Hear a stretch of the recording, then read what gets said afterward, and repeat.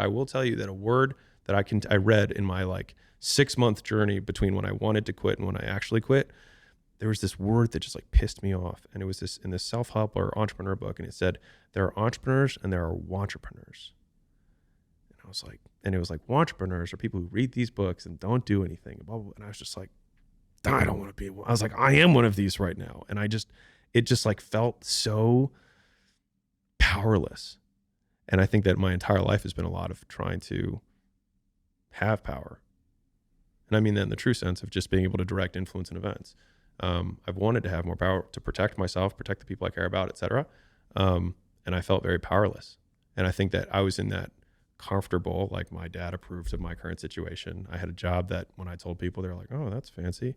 But I felt powerless. And I hated that more than anything. And so I think if I want to say this to anyone who's listening, if there's anything you listen to, all the stuff that I described that was really tough that I went through was not as hard as me quitting my job.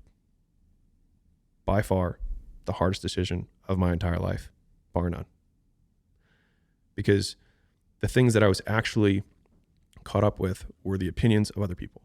The opinions of my father and the opinions of the people that I went to school with who I thought would judge me for leaving this good job to probably become a failed gym owner. And how lame that would sound compared to consultant, going to Harvard and blah, blah, like I was going to go from peak white collar to a very blue collar, profession making significantly less because I quote loved it. And like, I'll say this again, but like sometimes you have to let other people's dreams for your life die for yours to live.